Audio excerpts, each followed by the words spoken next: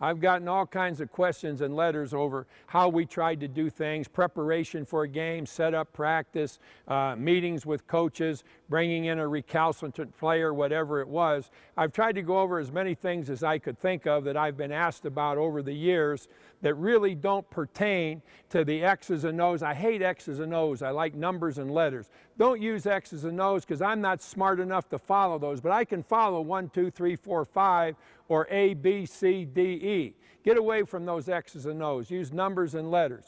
We're trying to show you what we do off the court that will in some way pay great benefit for us on the court. Rusino, he's got 22. Voskuhl the cut. And Texas Tech takes the lead. Taking this has stymied them a little bit. Jackson, a little push off there, steps back for the three. He gets some space. Have a chance there. They got an opportunity. They can't foul. There he goes. Oh!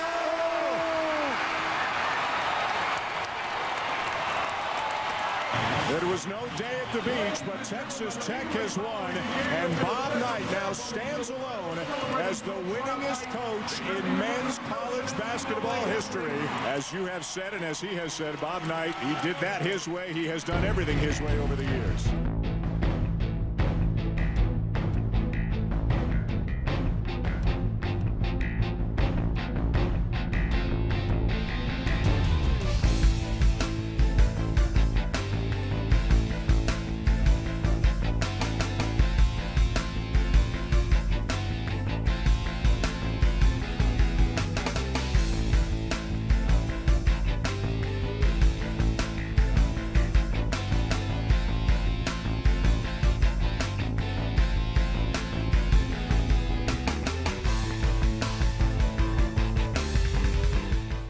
The first thing that I saw that was different with offensive basketball was watching Princeton play with Bill Bradley. Butch Van Bredikoff was the coach, and they had things that they did, like a pass to the high post indicated some kind of reaction to it, pass to the wing and going through, and they had keys to what they were going to do offensively, and I really, really liked that. And then kind of fooled around with reading a little bit when I was coaching at West Point. We used to set a cross screen and you'd have to read whether to go high, low, or whatever. And so we had some reading in it. And then in 1972, I was fortunate enough to be one of the trials coaches for Coach Iba at the Air Force Academy for the Olympics, and spent a lot of time with Joe Cipriano. And he used the passing game movement that Coach Iba had always used. And passing game was pass and go through, or pass and screen away. And that kind of got me started thinking really strong about an offense that couldn't be scouted, an offense that you couldn't say, if they do this, they're going to do that. And that's what I think we came up with. We called it pass, cut, and screen. And then eventually the title motion was hung on it. I never did that. I just called it pass, cut, and screen. And we wanted to run it in such a way that it was difficult to scout and then very difficult to determine what was going to happen, because on virtually every screen, the screener himself could score, and on every cut, the cutter had three things to do. He could cut low after starting high, he could cut high after starting low, or if the defensive man went under the screen, he could pop back. So he had three options on every screen.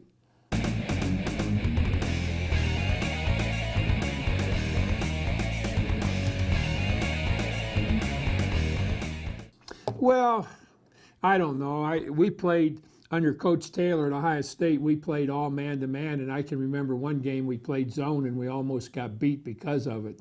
And then I had an opportunity when I got out of college to coach for Harold Andreas at Cuyahoga Falls, and he was one of the really, really great basketball coaches that I've ever been around. And Andy insisted on man-to-man defense because he wanted to challenge the kids on defense. He wanted them to be able to take things away that a zone wouldn't take away. I remember we were playing our Falls JV team, which I coached, was playing Barberton, and Barberton was undefeated in the Akron area, their junior varsity.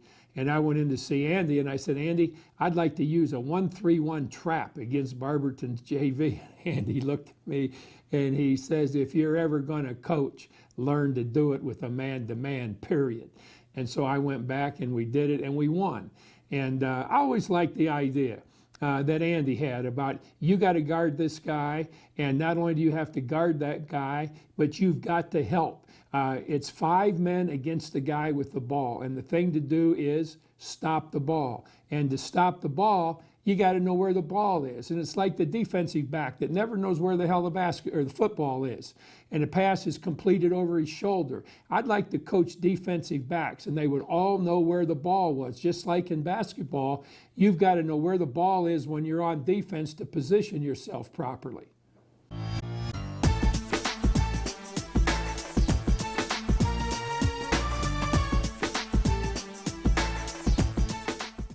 I always tried to set goals for our players. We had a grade, kind of a grade card after every game. How many turnovers did we have? Were we out-rebounded or did we out-rebound them? How many free throws did we get? How many free throws did they get? It was like a mathematical scorecard that if we were ahead in every single thing I had on that scorecard, it was impossible for us to lose. And after a game was over, I would look at that and I'd say, okay, they shot over 40%. They got more free throws than we did. We were lucky we won this ball game.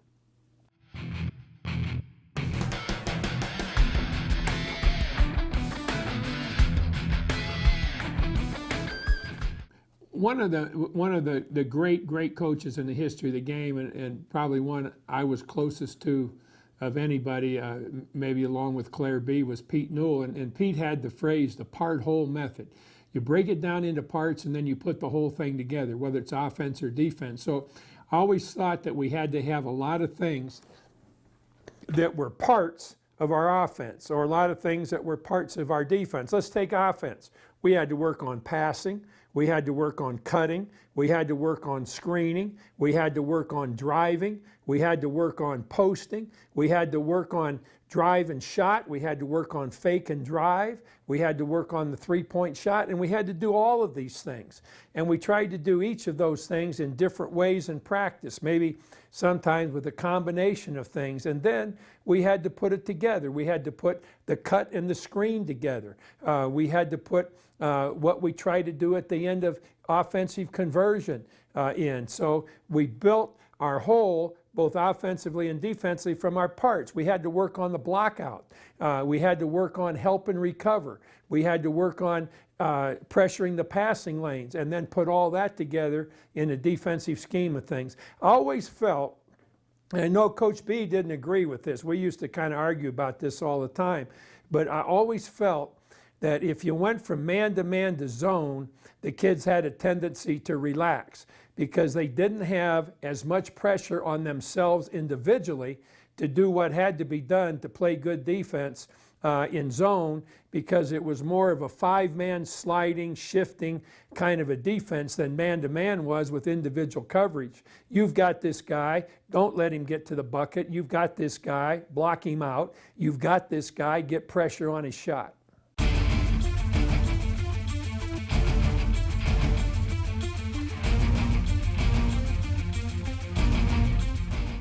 I used to think that this about our team. Everybody's got to play defense. Everybody's got to block out. The shooters are going to shoot the ball. It's not an equal opportunity proposition. If we've got kids that are just better offensively than anybody else, we try to get the ball in their hands as much as we can. They don't screen as much as they cut. We look to get them the ball. We try to put them in positions where they can get the ball. The same thing with the postman that can play with his back to the bucket and go either way with the ball, can step out, back screen, turn, catch, and shoot.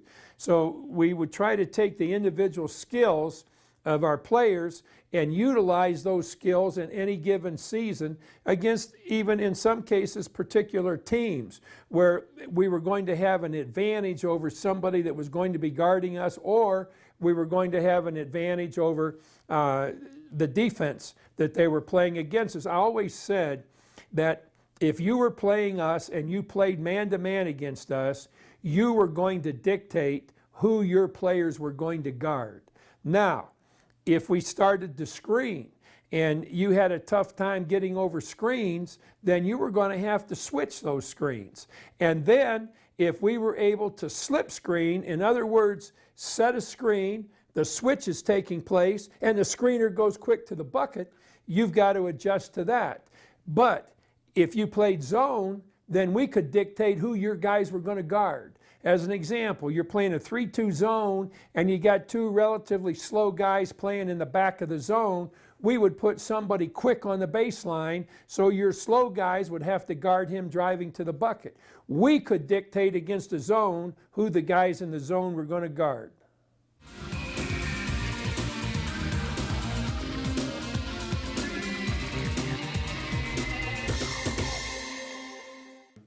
Well, one of the great coaches of all time, Mike Krzyzewski, I told not to shoot. We're playing South Carolina, and they had won the ACC regular season but got beat in the tournament, so they were in the NIT. This was in Michael's senior year, 1969. Mike is the best player I ever had to make an adjustment from high school basketball to college basketball. He was a leading scorer in the Chicago Catholic League at Weber High School. And yet he got a lot of points by driving and shooting free throws, and was never a very good shooter. And we're playing South Carolina, and I said, Mike, we're going to put Simmons on this side and Oxley on the other side. You penetrate, and Gouvet and Clevenger are going to come in and out of the middle. And you've got to get the ball to people when they're open. But Michael, don't shoot the basketball. You don't need to shoot it. And so we get into the game, and Bill Parcells is sitting with me on the bench. And we get in the game, and we're walking off the floor at the halftime. And we're up by 8. And he said, damn, he said, we're in good shape. And I said, yeah, if they play man-to-man to start the second half, which they ended the first half, I said, they've got no chance of beating us. And they did play man-to-man. We get up by about 15, and there's about 7 minutes to go. And Mike has the ball at the free throw line. Nobody's even close to him, and he goes up to take the shot. And just as he's ready to release the ball, he passes the ball off to Jimmy Oxley. Years later, I got that picture taken out of the film, signed it, sent it to Mike, and said, this pass saved your life.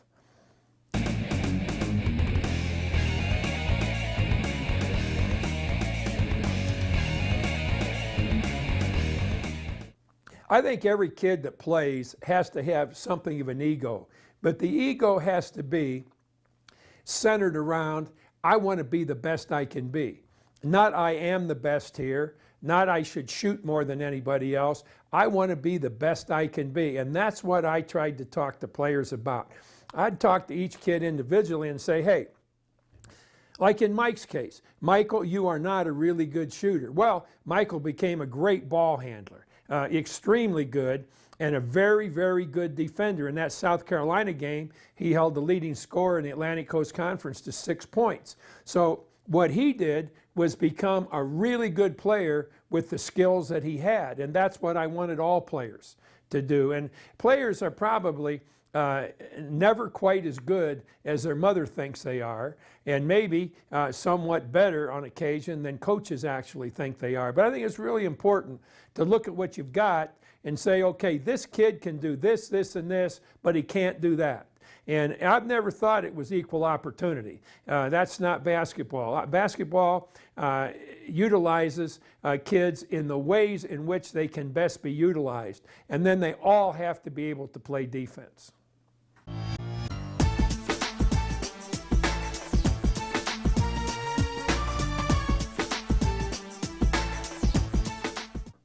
You know, people talk about imagination. Sometimes players use too much imagination. They imagine that they can make that pass, and they can't make that pass. I used to have a simple rule for passing. We're wearing white tonight, they're wearing blue. Don't throw it to the blue shirts, throw it to the white shirts. Now that sounds very simple, but that's something that you look at. You make sure you know where the blue shirts are. Some kids imagine that they're open to shoot a 3 and they're under pressure. I've never been real good on imagination.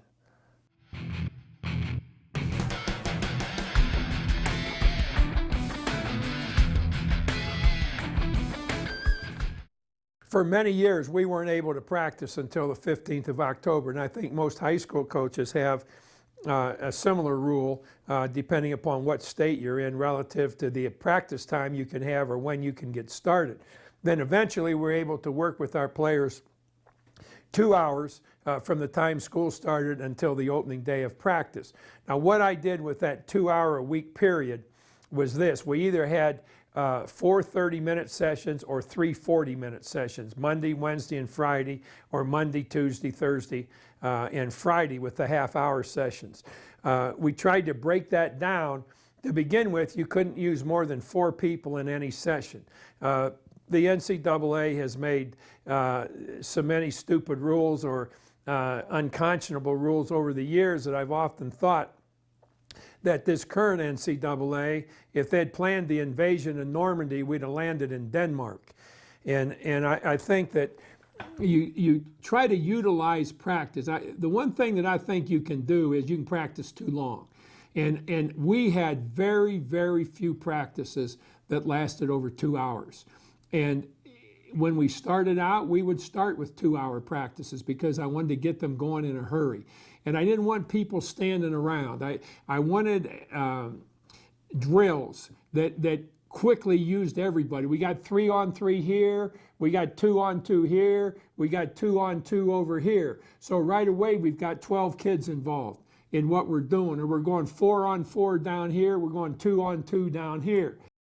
And I wanted people working all the time. I didn't want a one-on-one drill where 6 guys are waiting to get in line to play defense or to play on offense. I just never liked that. I wanted everybody working all the time. And I had a rule that I used other than full court play.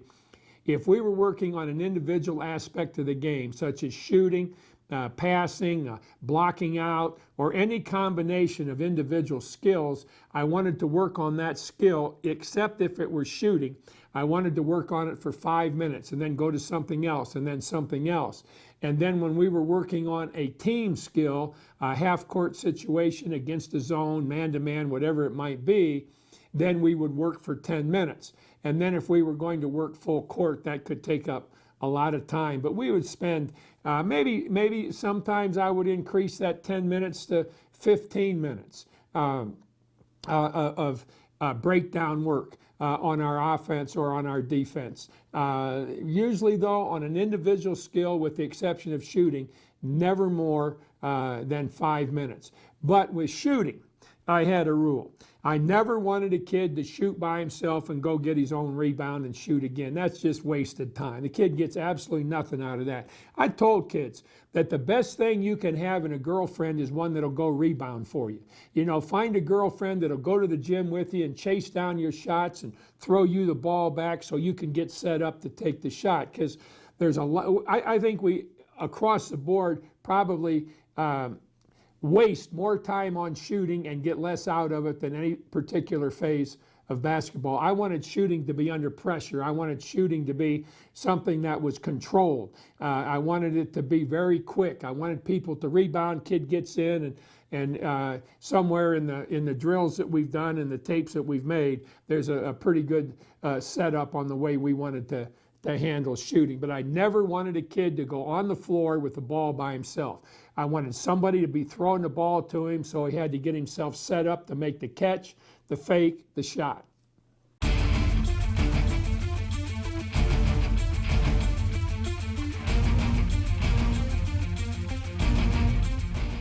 When I first became the head coach at West Point, I went down to visit Joe Lapchick. Mr. Lapchick was one of my heroes as a coach, along with Claire B. and Pete Newell and Henry Iba and Everett Dean and Red Auerbach.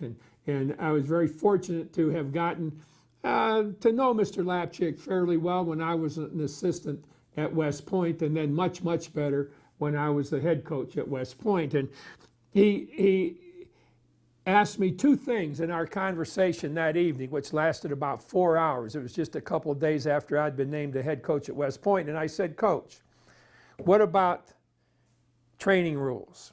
He said, "Bobby, my boy," he said, "you don't want any training rules, period." And I kind of looked at him and I said, "Why is that, Coach?" And he said, "Well, let me tell you something. He said, you're going to have some kids that are pain in the ass play for you, and you got to handle them in a particular way. But you're also going to have some really good kids play for you. And those really good kids are going to screw up once in a while. So you don't need some real standard penalty for a good kid. And you need some stiff penalties for some kids that are a pain in the ass. So here's what I advise you, and I'll never forget these words. He said, you tell your guys before the start of each year that anything that they do that you don't like is going to be met with whatever penalties you choose to impose upon them. So that way you have no standard penalty. I never believed in suspending a kid. You know, you suspend a kid for whatever the hell he's done, you make a martyr out of that kid in most cases, and then for a certain select group of his buddies, he becomes kind of a Genghis Khan type character because he challenged the coach and now you've had suspended him. Now, instead of suspending the son of a, make him run till he can't stand up any longer and you won't have any more trouble with him. I would bring kids in at 5 o'clock in the morning and they would run until they had to get to class. And I never ever had to bring a kid in like that more than once. But I never suspended him because you suspend a kid, it hurts the whole team.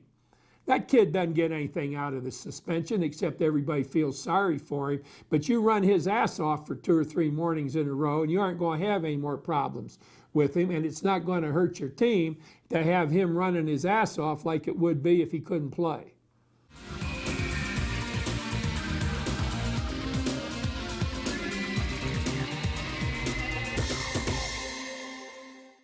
I was supposed to answer a question on scheduling, which I think is a really dumb and unnecessary question.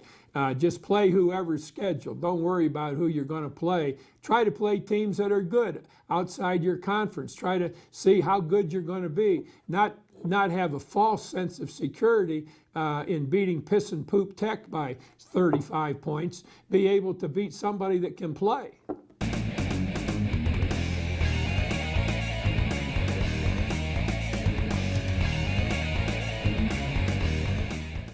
I made a couple of mistakes relative to redshirting while I was coaching here at Tech, none at Indiana.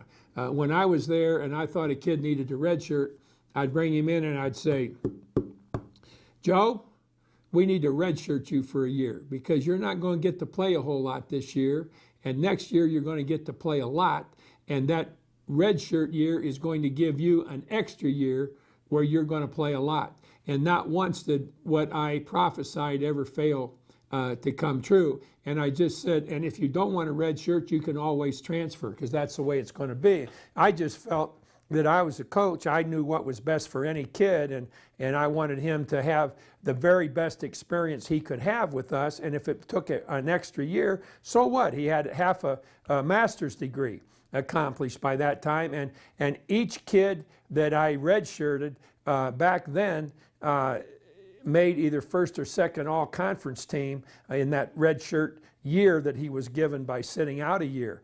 At Tech, I made 2 mistakes with redshirting, 2 different kids. One kid kind of brought it upon himself, really, because we had recruited him and he just was a very poor player, kind of a weak kid, not a very tough kid, and didn't really play very much at all. And I thought redshirting him would be a mistake because we'd have him around for 3 years instead of 2.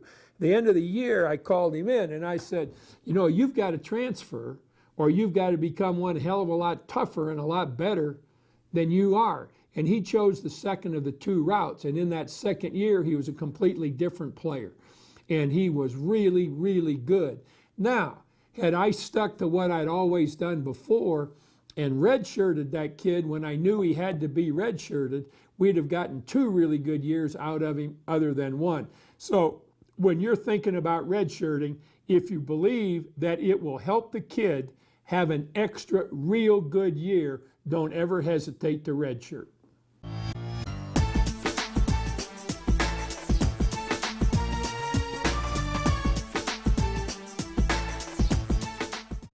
You know, I never really worried about incoming players playing more than returning players. If they were better, they just played more. And I would have to bring that older kid in, and I'd have to say, and Jimmy, we're going to use you a little bit differently this year. We're going to bring you in off the bench. Your shooting isn't as good as it should be, or whatever it might be. But I'd let him know that he was still going to have a part in it, but I was never going to play somebody over a kid just because that somebody was older or had more experience than the kid. He was going to have to be better.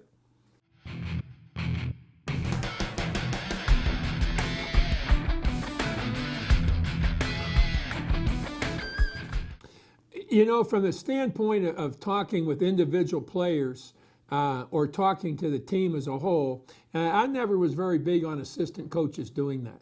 I talked to players, I brought them in, I talked to them, I talked to the team as a whole. I can't ever remember having an assistant coach do that. There would be occasions when I would tell the assistant coach, you get a hold of what's his name, you grab him by the ass and you explain to him what I'm upset with, and that he's going to have to make some kind of a change before unless he wants to come to me and hear about it. I'd try and jockey that around a little bit, and if I felt that an assistant coach could stick a needle in a player's ass that would get him to do what we wanted done, then I would use that approach on occasion. But I'd also want the threat behind it that either you get straightened out or you're going to have to go see him, meaning me, and you don't want to do that.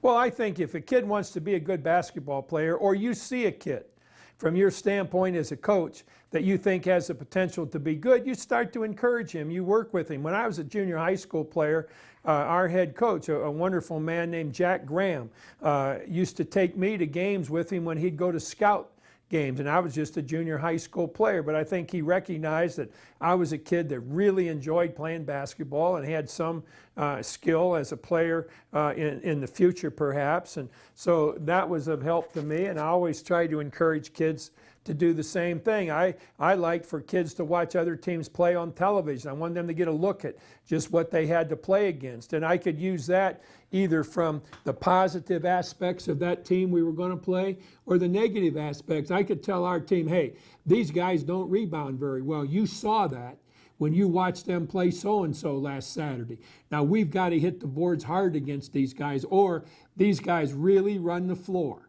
Now, they can't beat us if we get half-court defense set up, but we've got to have our defensive break going. I always look back to the coaches that I was around and I worked with, and there's a great coach from New Jersey that I spent a lot of time with named Al LaBalbo. He's a great coach, and he used to call conversion to defense. I like the word conversion better than transition. Transitions can be bad. Conversion seems like it's going to be something that's going to bring about a change in a hurry. So I say we convert to defense, we convert to offense. And Al had a great term, and he called it simply the defensive fast break. And I like that term, and I like the idea. So I used to tell all of our teams, we've got to fast break defensively quicker than they can offensively. Get down there with more people than they have, and we take away a big part of their offense.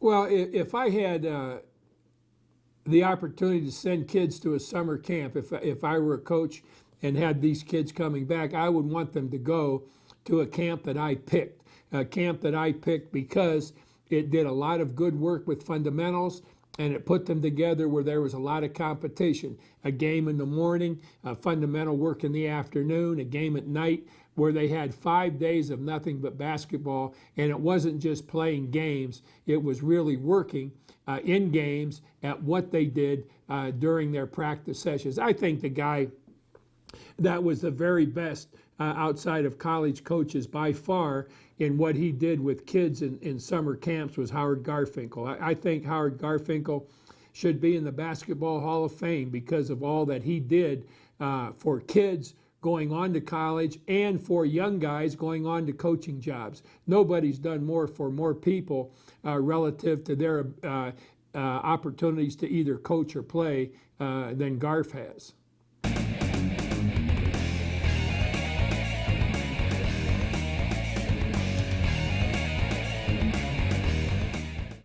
You know, I think that whatever your rules are, whether it be NCAA or State High School Federation, I think you try to keep in touch with your players. If you can have practices or scrimmages in the summer, if you can watch them play in the summer or the spring or any time that you're allowed to be with your team, whether it's being able to take part in instructional play or just to be with them and talk to them, I think it's important that you do that. I think they have to know that you may be tough to play for, but you are good to play for. There's a difference in being just tough and ruthless to play for, but being a pain in the ass as a coach. I think that a coach that is a tough guy, a demanding guy, needs to be a guy that he's good to play for. And by that I mean,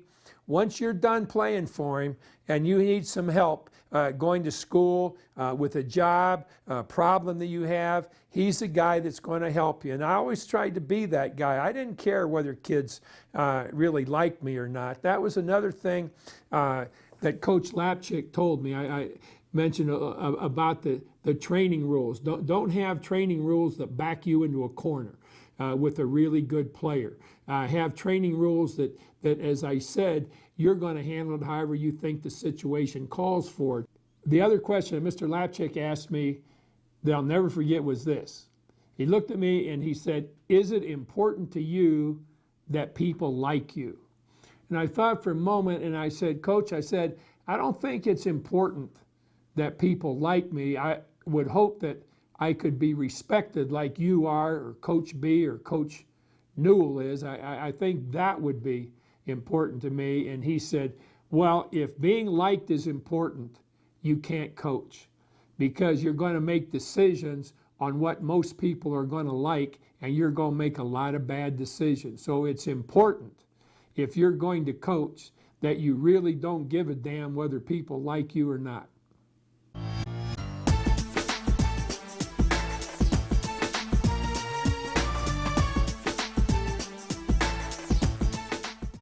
I think that anytime parents come to you, it's probably never to say they appreciate the job you've done with their kids or with the team or whatever. It's usually because Susie or Johnny didn't get to play enough, or you didn't use them in the right way.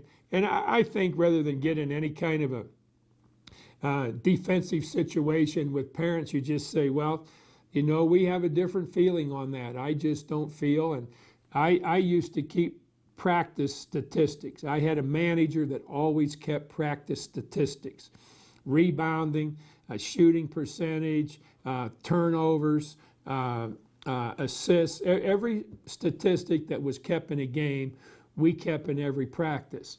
Then if you came into me to complain about Johnny not getting to play a lot, I'd simply say, "Well, Mr. Smith, let's sit down here a second. Here is a tabulation of our practices so far this year. Now let's look at what Johnny's done. Let's see here. He is, out of our 12 kids, he's 11th in shooting percentage. He's 12th in rebounding. He has the most turnovers of anybody on our team. Do you want to hear any more? Because there is more to it than that." Well, here's a statistical reasoning that shows why Johnny is the 11th or 12th player on the team. Here's a statistical analysis of why Johnny is playing 12 minutes a game instead of 32 minutes a game.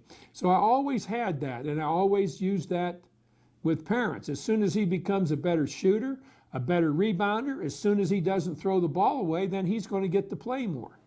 But I don't think that you can win in a subjective argument with parents about their kids.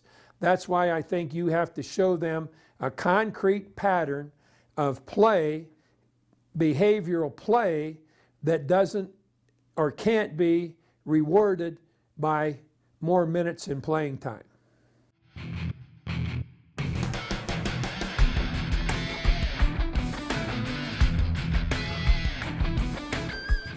Not only were stats good for parents, they were particularly good for players themselves.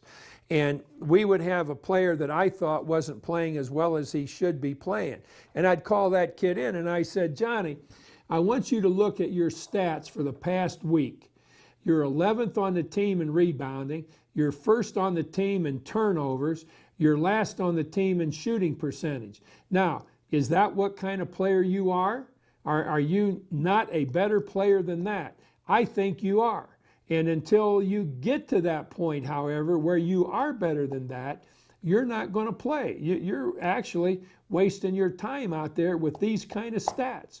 We've got 9 players playing in every category better than you're playing. So you can use that positively, negatively, however you want to. You can say, okay, Johnny, I want to show you last week's stats and this week's stats. You're getting better in turnovers. You're better in rebounding. You're better in blockouts. You keep improving like this, and it's going to improve your playing time.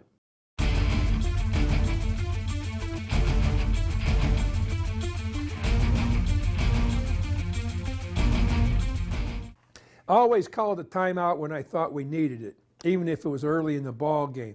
There were games when I thought that I had to call 2 timeouts back to back. Call a timeout, the referee's signaling that the timeout's over, I call timeout again. Now, I didn't do that very often, but I did that when I thought it was absolutely necessary. There were times when we weren't playing particularly well, usually against a team that I felt we were better than, that I didn't call timeout, that I made them work their way out of it. Or I might take a timeout and say, hey, I've got nothing to say. I don't have anything that can get you people out of the stupor that you're in playing here. You're going to have to do that yourself. So you go out and huddle on the floor and try and figure it out. I think you have to be a psychologist when it comes to timeouts. You have to think of what's absolutely best for your team and at that moment. There were times when I would substitute 5 for 5 early in the ball game, and those 5 guys would come over and we'd be playing, and I'd be having my own special timeout there with these guys and say, hey, you guys can sit here and watch until you, Jimmy, as a representative of these other 4, come to me and tell me that you're ready to play. And when you do that, I'll think about putting you back in the ball game. I always felt that whenever the time arose that it was necessary to bench the players or a player or bench them as a whole, then don't hesitate to do that. Give those kids that work their butts off every day in practice a chance to play. I always felt that if I made a substitution in the first half for a kid that wasn't playing very well, let's say I took Jimmy out and I put Johnny in, and Johnny played very well, I would start Johnny in the second half. That would be his reward. I'd say, Johnny, you did a hell of a job in the first half. We're going to start you in the second half. Just keep going. Jimmy, when you get back in the ball game, you got to give us a lot better game than you were to start the half. Or if you put a kid in the first half as a substitute for a kid that has gotten into foul trouble but is playing very well, you may want that kid back in the game to start the second half, and you can simply say, hey, Johnny, you did a hell of a job in the first half taking Jim's place. Now just be ready to come back in and play like you did in the second half, and everybody else be ready when your chance comes to play just like Johnny did in the first half when he got the chance.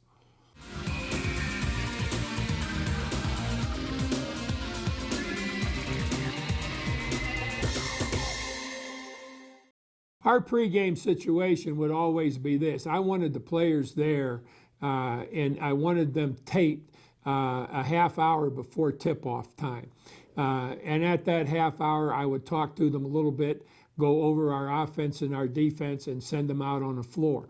And we had a particular regimen of drills that we used, not just out there shooting the basketball, and we shot the ball under supervision of assistant coaches out on the floor, and we shot the ball in pairs or in groups of 3, so there was some semblance to organized play or game play to our whole warm-up period. I never went out on the floor during the pregame warm-ups because I just didn't want to be bothered. I didn't want people coming up and talking to me or saying hello or anything else. I'd just sit in the locker room by myself or with a friend that might be there and think about the game and go over my notes to see if I'd forgotten anything or what am I going to do if they get out of this zone and get to man, whatever I was thinking about relative to that game. We would always go out. I didn't like long pregame warm-ups. We would go out for the game 20 minutes before tip-off time, and we would work out for 15 minutes and come back in with 5 minutes to go.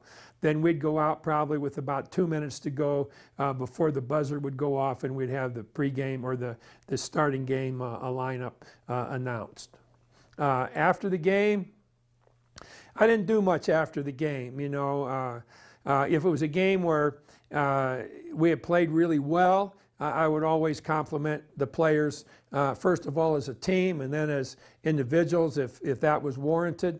Let them get away from the game with their friends or their families just as quickly as possible. Rarely did I ever keep them very long after the game. There were times that I did, but that was not very often.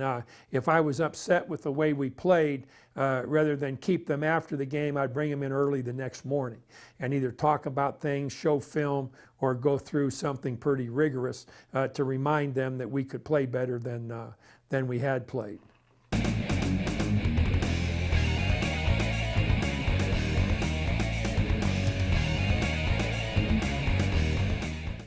As long as I coached and there was film or tape, as it eventually became, I looked at the entire game just as soon as I could and made notes on it and had an assistant coach with me all the time watching it in case he saw something that I might have missed. When we were able to use taping equipment, when the game was over and I was done with everything I had to do after the game, I would sit down and look at the tape immediately. Because in those areas, let's say we didn't screen very well, then the next day screening would be a priority in our practice. I would take tonight's game and build on tomorrow's practice from that game. Not only just what we have to do in the next game would be an integral part of practice, but what we hadn't done in the previous game would also be a big part of our next practice.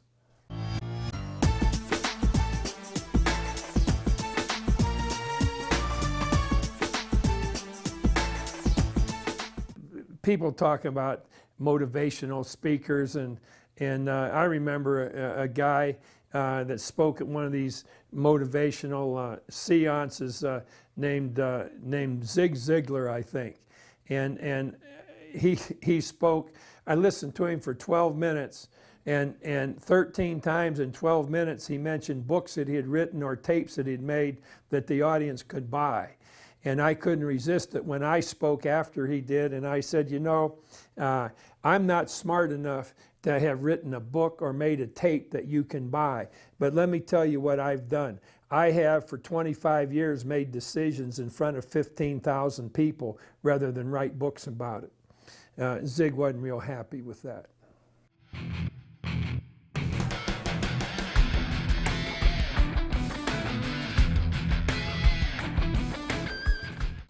You know,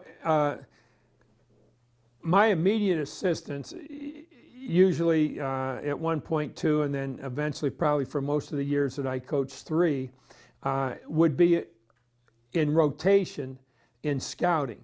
So assistant A would have the first game, B the second game, C, and not that I just designate those 3 as A, B, and C, and then they'd start all over again, not that one was any better than the other.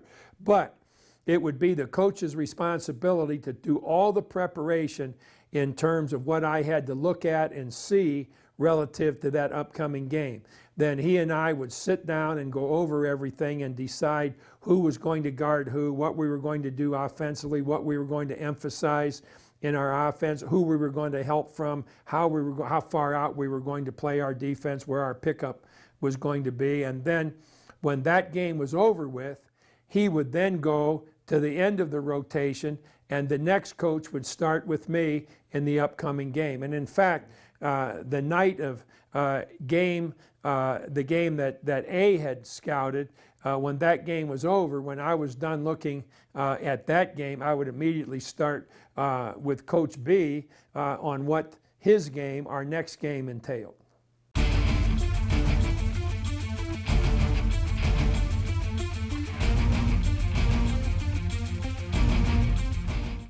Well, we always have trouble with the staff. Over the years, I think I've had a lot of really, really good assistants. I've had a couple that I should have gotten rid of. There have been a couple of guys that I should have taken on. We all make mistakes with that. But I think in hiring an assistant, the most important thing of all is that he knows he's an assistant, that he's not the second head coach, that he's there to do what you have set up for him. He's there to do what you tell him to do. And he's also there to see things that he doesn't have to be told to do. He's there to come up with ideas. If I'm an assistant coach, if I'm your assistant, I'm never going to get tired or give up saying, Coach, you think about this, think about that. You know, every once in a while, assistant hits on a good idea. And then when he doesn't, just say, no, we're not going to do that yet, or no, I don't want to do that. But I want those assistants to be involved in what we're doing, but I want them to know that what I say is what we're going to do. And I don't want some assistant to work half-assed at something we've set up because he doesn't think we should do it. I tried to have assistants and get them into head coaching jobs. Probably had as many people as anybody that's ever coached do that. And in some cases, it worked out well for them, and in other cases it didn't. But once they got there, you know, they were on their own. I would do anything I could to help them. But yet it was up to them now to make the same kind of decisions that I had been making as a head coach.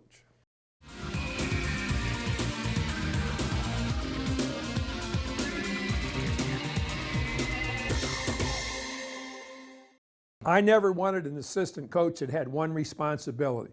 I did not want an assistant coach that was the zone coach or the defensive coach or was the recruiter.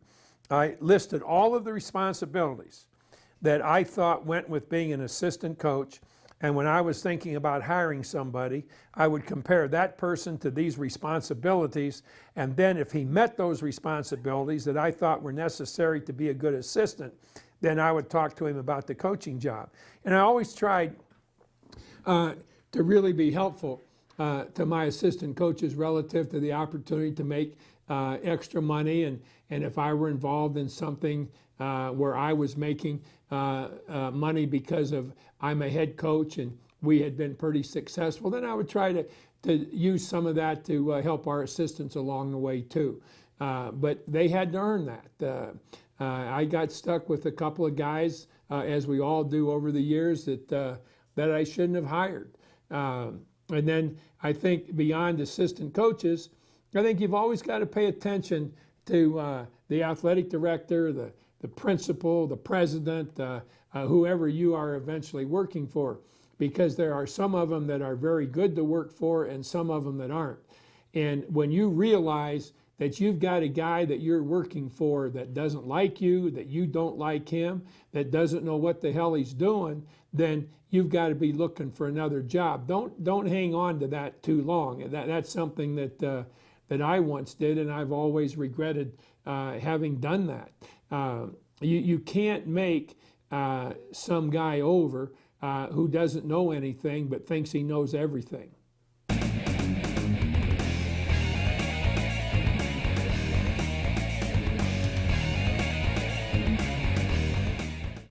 I had our players from the time I started coaching until I finished keep a notebook.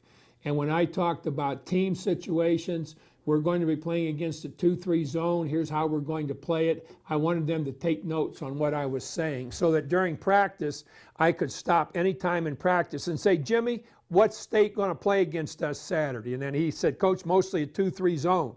I wanted them to know what they were going to be up against. They had to keep notes on what I thought needed to be worked on or thought upon relative to our own team, and they also had to keep notes on each game that we were playing. And we started that sometimes very quickly after a game was over with. I've taken a timeout occasionally at the end of a game, or I've made a wholesale substitution at the end of a game, and with 3 or 4 minutes going, taken the 5 starters that were in this game and started talking to them about the next game. Simply by saying, boys, this game's over with. We've won it. We've done a good job. Now here's who you're each going to guard in the next game. Or here's what we got to be thinking about in the next game. I always had a philosophy that I called last game, next game. Let's get as most out of the last game as we can, and let's get on to the next game as quickly as we can.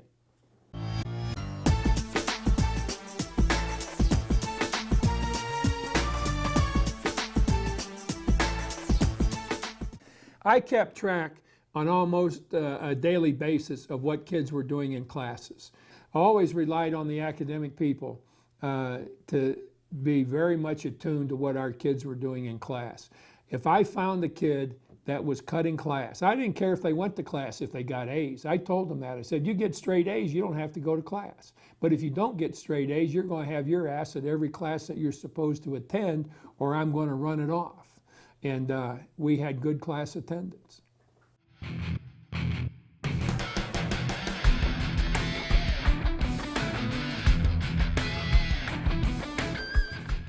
In talking about or thinking about injuries, my position was always this. If a kid got hurt in a game, he bent his thumb backward, turned his ankle, whatever it was, I always tried to have a doctor with us or doctor available who could look at him. If the doctor and the kid both thought that he could continue to play, fine. If either one thought, the kid or the doctor, that he couldn't continue to play, he did not continue to play no matter the circumstances of the game. I did not want anything to do with determining whether an injured kid, injured in any way or sick in any way, could play. I wanted that to be a decision between the kid and the doctor, and that's the way I handled that situation during all the years that I coached. I think one of the worst things a coach can do is get involved in medical decisions. I don't think that should be any part of what you're doing as a coach. Let the doctor handle that. And if the kid just says, I can't go on it, then he can't go on it. Then you just go from there.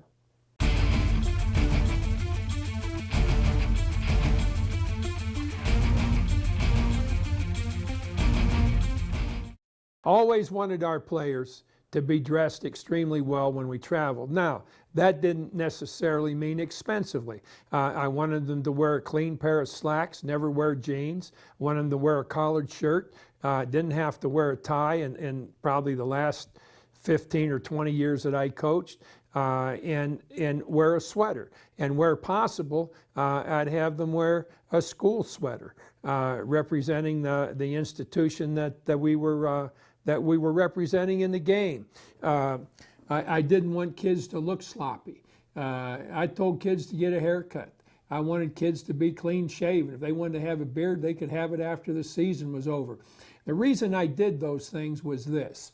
I wanted these kids to have to do things that they probably wouldn't otherwise do. Not things that were going to hurt them in any way. It doesn't hurt a kid to be clean shaven, doesn't hurt a kid to have a haircut, doesn't hurt a kid to look nice, to wear shoes instead of going with those flip-flop things that look like they ought to be on a greased monkey in a zoo, instead of being worn to a basketball game. But I imposed some clothing restrictions, some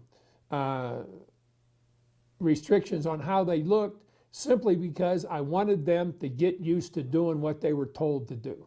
And I felt that the more I could have kids subjected to what my ideas and thoughts were relative to going to class or dress or eating or conduct or whatever it might be, the more attuned they were going to be to what I wanted them to do on the basketball floor.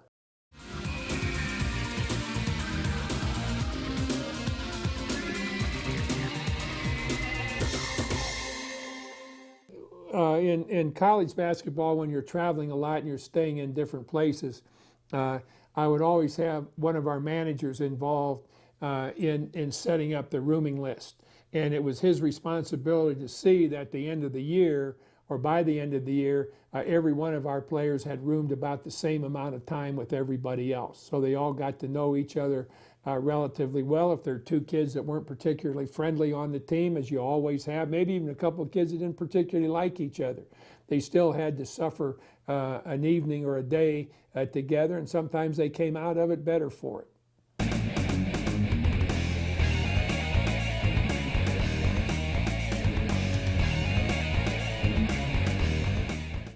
I think for college coaches, what determines your recruiting is who the hell you can get. You may be able to get a kid that really is not necessarily the type of kid you can get, but he can really play basketball. That's the kid that you have to take. Sometimes you recruit out of necessity or out of need, but you can't always fill those needs. Many times you've got to be able to take what you have and maybe change the way a kid plays. Maybe you take a 6'3" guard and you make a forward out of that guy. He's a tough defensive player. He'll block out. He ends up becoming a really good 6'3" forward when he was going to be your third guard to start with. So I think you've got to be able to, at the end of every season, look at what you've got coming in next year, along with who you've recruited. Is there anybody that we've recruited that we think can play next year? Well, there is a huge difference I've found over all the years that I've coached in playing in high school and playing in college. And kids think that just like a kid going from college to the NBA, they think that they're going to continue to average 24 points a game or whatever it is, and that just rarely happens. So you've got to be really attuned to the fact that when kids go from junior high school to high school, or JV ball to high school, or high school to college, they're going to be playing against a lot better players than they've ever played against before.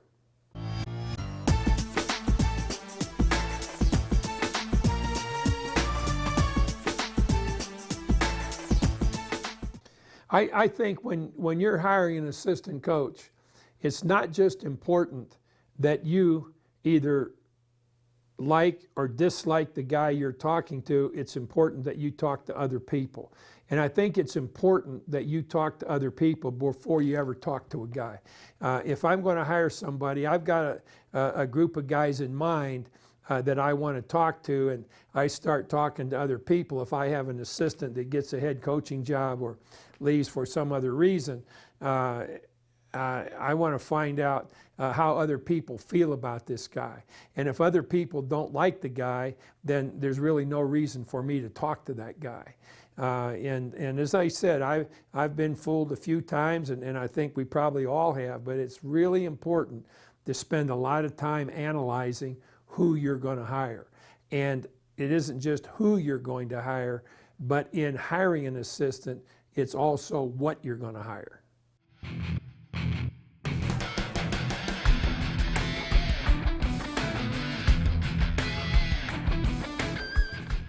I think that when you're looking into a job situation, that you make sure it's a job that you would like to have. I don't think you should ever be interviewed just to be able to say that you were interviewed for such and such a job, because if you do that and then you even turn down the job, a lot of people are going to think that you weren't offered the job.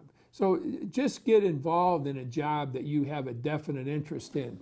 And when you're talking to the people that are going to hire a coach for that particular situation, I think it's important that you go into it with the idea that you're going to listen and you're going to answer questions, rather than try to sell them on you as a coach with everything that you say or right off the bat. Now here's what I think I can do with this program. Let them ask you that.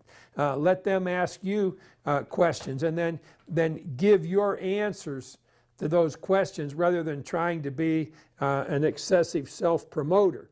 And if at the end of the interview you might be able to say, well, you know, there are a couple of other things that I have a real interest in relative to doing if I were to be hired for this job. And it could be changing the defense that's been played there, or you know what their junior high school program is like and you want to change it some way. But I don't think that you ever want to go into a job trying to be negative about your predecessor or trying to be such a way where you're the second coming as far as what's going to happen in this situation is concerned.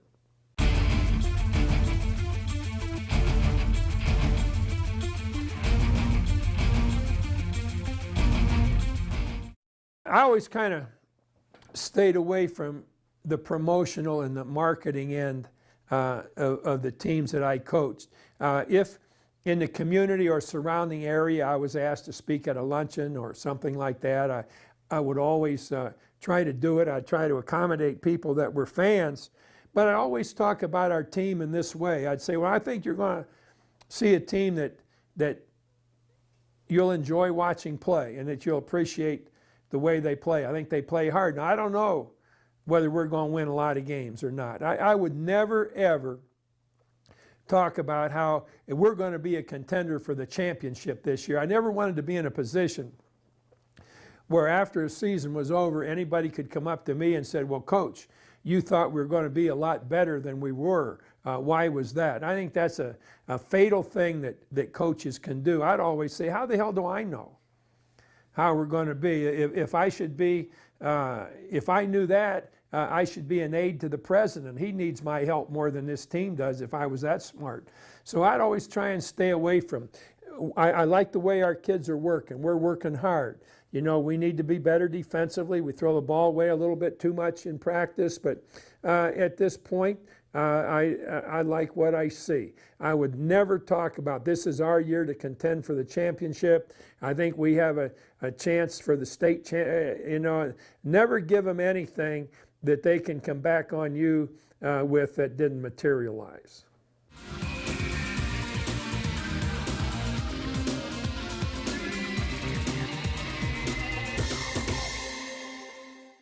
Well, I think that strength and conditioning has become such an important thing today that is something that you need to have an assistant coach, junior high coach, or whomever it might be that really knows about strength and conditioning, knows what should be done with different body types and different ages, and somebody that has an idea as to how to improve this kid's strength or this kid's quickness or whatever it is.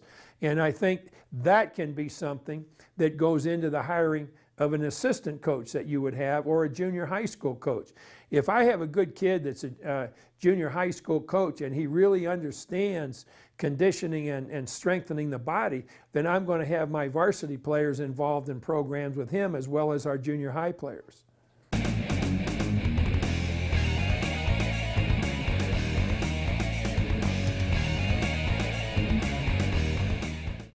I never really gave our players a scouting report or a report on other teams in any fashion. I just gave each kid at the beginning of the year a notebook. And after practice, I would talk to every kid, not individually, but collectively as a team in the locker room. Every kid, when I walked in the locker room, would have his notebook open, and anything I mentioned to him directly or as a part of the team, he would make a note of. And that's something that we would pay attention to tomorrow in practice, or something that we really needed to improve upon, or in the individual's case, something that he needed to improve upon or do away with, one or the other. So we used those notebooks for everything I wanted our players to understand and to know, not just about our opponent, but about themselves and about our team.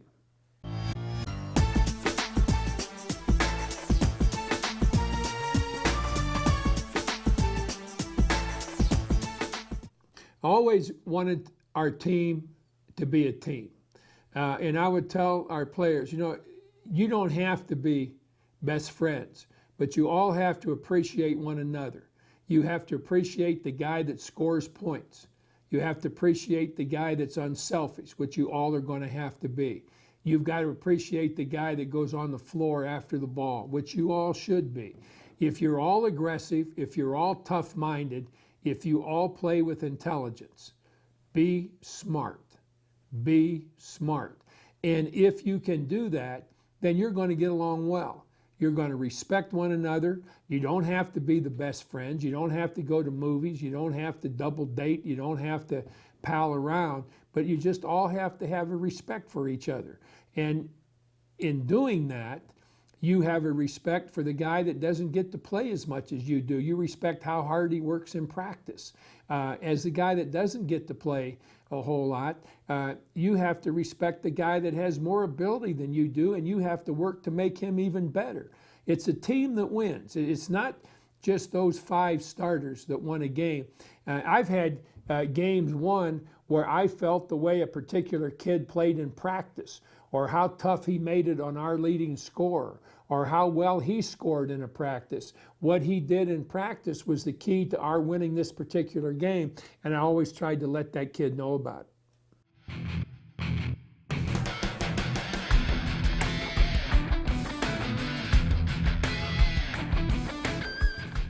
I think there are certain characteristics that all successful coaches have, and I think number one is they really like the game of basketball. They find it fascinating. They're intrigued by the game of basketball. They're not just coaching it to make a living. I remember one time I went to a Big Ten meeting, and we hadn't had a particularly good year, and it was in Orlando, Florida, because the Big Ten had a conference contract with the Citrus Bowl there. So the basketball, football coaches, and athletic directors are there. And I was walking down a hallway a few minutes late for the meeting, and coming from the other direction was Joe Paterno a few minutes late from the meeting. And as we shook hands before we went into this meeting room, Joe looked at me and he said, "You seem kind of down. What's wrong?" And I said, "You know, we didn't play as well this year as I thought we should have, and we didn't have the kind of year." And he said, "Well," he said, "I can understand that." He said, "That's the difference between you and me and a lot of coaches." He said, "There are a lot of coaches that are in it to make money. You and I are in it to win." And that's what I think a coach has to be in it for, first of all. You're in it to win. And if you're doing everything you can within the rules of whatever your conference or your state or whatever rules the organization that your governing body has, if you're playing within those rules and you're winning, then you're doing something for your kids right there. And teaching your kids to want to win, number one, and how to win, number two, is going to be something that they will carry with them the rest of their lives, because they'll understand that winning is not easy. Winning is hard. Consistent winning is harder than winning itself. And once they've been able to understand that, that's something far more important than anything they've ever learned in any classroom, and you're the person that's taught them.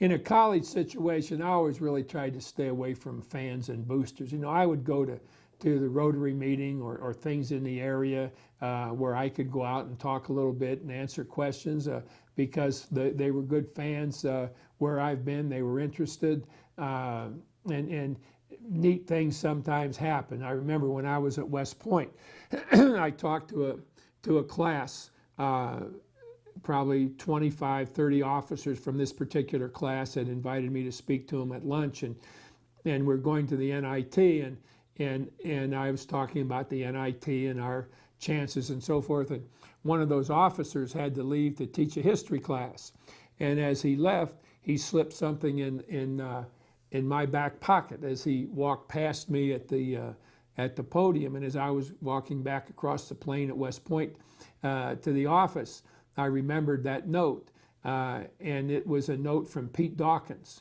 who is one of the great athletes ever to attend West Point and one of the great guys ever to attend West Point. And I still have that note to this day, thanking me for what I was doing with the basketball program there. So I think that you, in a way, those people that are fans, those people that are coming to games and are supporting your team, go out and talk to them in groups. Talk to them, answer their questions.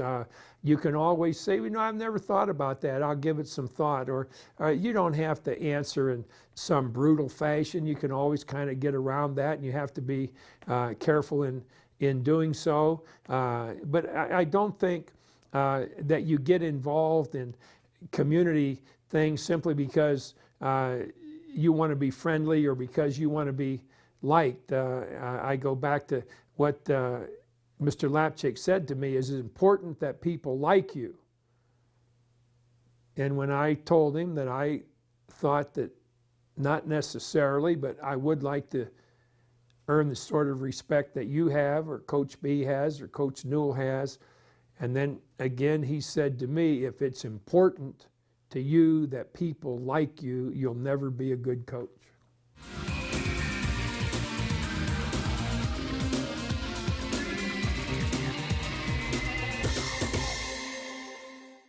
I never let the team vote on a captain. I picked the captain. I wanted the captain that I wanted. I didn't want some guy that I was going to have problems with. And I would bring that guy in and I'd say, Danny, you're going to be the captain this year. You've earned it. You've worked hard. You're our best defensive player. I'm going to expect you to take a responsibility in making sure that this team does what I want, that plays what I want, the way I want them to, and that acts the way I want them to. It's going to be your job to see that that's done.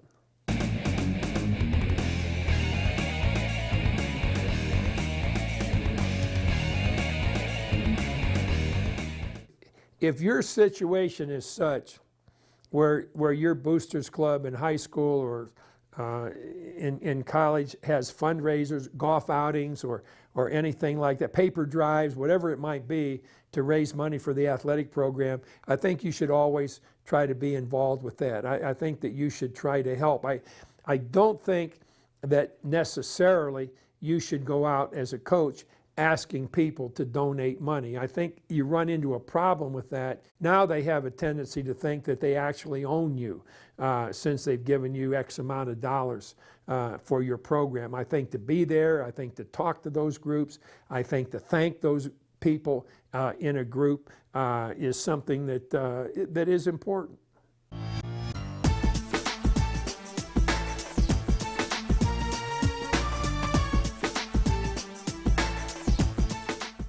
I think that as a basketball coach, you always want to be aware of what other coaches and other teams are doing. Coach is having a bad year in football, give him a little bit of sympathy. Tell him, I think you're going to be all right. Get through this year, and these kids are going to be better. You've got a young team. Whatever it might be, coach is doing really well. Just let him know, hey, that's great for all of us, the way your kids are playing, and I really admire the way they play. Stop by a practice occasionally and watch other teams play. I always tried to make myself available from a recruiting standpoint to other teams and coaches if they wanted me to talk to prospects they brought on campus. I was always willing to do that.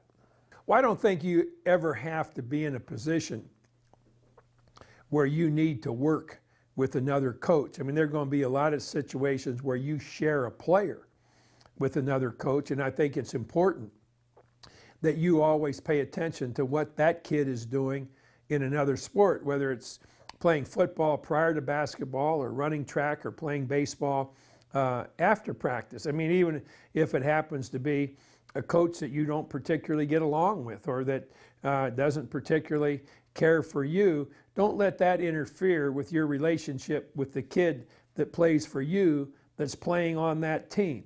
Let him always know that you were there watching him play and have a real appreciation for the kind of job he's doing playing shortstop.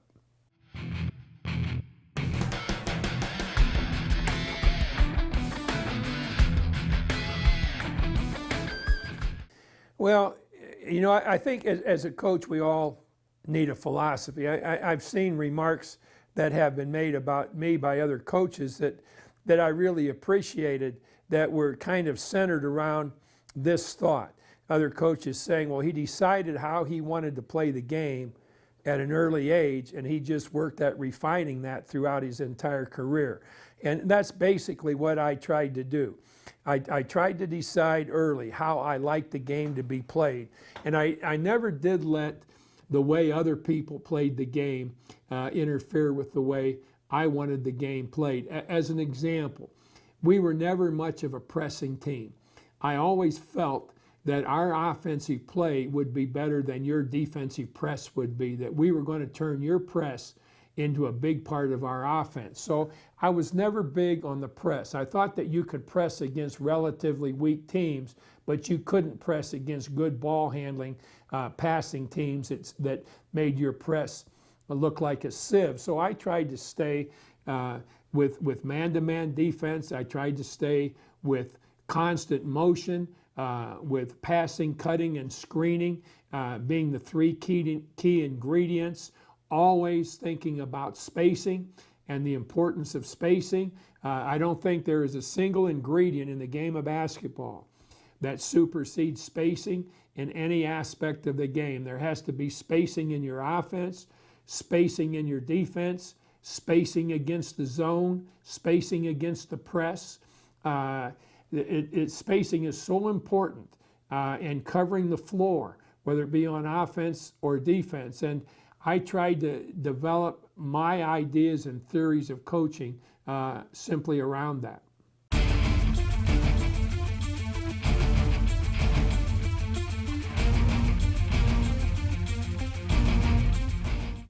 I always liked to have kids wherever it was. When I started as a junior high coach in Cuyahoga Falls, I had a couple of kids that weren't quite good enough to make the team, but they wanted to hang around, and I got them as managers. And so I always tried to look for kids that were former high school players or kids that had been basketball managers in high school, and always had a lot of managers because I thought it was good to have kids around the basketball program. They could do a lot of different things for us. There are always things to do or things to go get or take care of things or keep track of things. And I thought those kids got a lot out of being involved in a sport. Players shouldn't have been there, in my opinion, if I didn't make it the best class that they had while they were in college. I wanted a player to leave the school where I was coaching saying that I learned more playing basketball than in any class I had in college. And if I was able to do that, then I thought that I was effective as a coach. I depended more upon that to determine my own effectiveness than I did on winning or losing, because I felt that if I was able to help players become people that were independent of others, that could live on their own, that could produce on their own, that could work with people, that could guide people, that could work for people, then I had done my job as a coach. We always had a lot of managers in practice because they could be used as passers, they could be used as screeners, they could be used as rebounders, and these uses of managers always helped our individual work. It enabled us to have 2 kids and a rebounder at this basket, 2 kids and a passer at this basket, a guy that they had to go around at another basket. We had a lot of roles that managers could fulfill during our individual work, whether it be offensively or defensively.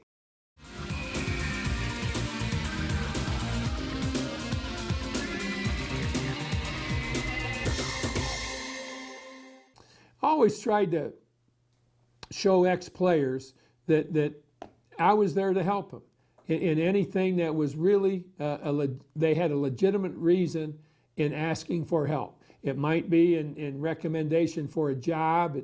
It might be in helping them choose between jobs. It might be in whether they would want to go into coaching or not. I wanted to show kids, and I always told them, hey, when you come with us, you're going to be one of us unless for some reason you decide to divorce yourself or I decide to divorce you from us. But I'm there to help you for as long as you can utilize my help. And I always tried to fulfill that when kids asked me.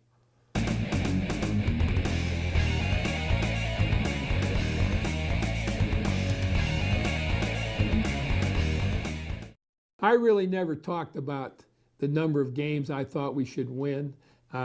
We always had a goal of going to a postseason tournament. If it got to a point where we had to win this next game to be able to go, or this next game was really important, I would talk about that. If we got beat, I wanted to say this next game is really important to us. Now, if we got beat, and I've already said that, and the reason I would say it that way, this next game is important to us. If we got beat, I'd want to be able to say, hey, we're not out of it yet. We screwed this up tonight, but we're not out of it yet. And you've got to understand that. If we were in a position where we were definitely going into the postseason tournament, I would simply say, hey, this is no time to let up. We have got to continue to get better. The postseason is going to be a lot more difficult than what we've had thus far in the season, and we've got to get ourselves ready for it. I always try to talk about what we wanted to do and how we had to get there. Now, the first time we won the national championship, the day before our first meeting, this was in October of 1975, I told this team, we had lost the year before in the regional final game solely because, two reasons really. Our best player, Scott May, was hurt and couldn't play, and I made a bad decision on replacing him. Good decision in the beginning with how I replaced him in the lineup, but then I should have immediately gone to a different lineup because of defensive purposes, and that ended up getting us beat. And in my entire coaching career, if I had one thing to do over again, it would be making a different substitution for May after the first game beyond his injury had taken place. And the next year, then when I met with this team the first time as a team prior to practice, I told them this. I said, okay, boys, I said, here is this season. Winning the Big Ten is not important. Winning the NCAA is not important because we are the best team in college basketball. So what is important is simply going undefeated. And we go undefeated, we win the Big Ten, we win the national championship, but it's the fact that nobody beat us. And that's exactly what happened. Now, that's the only team I ever talked to in that manner.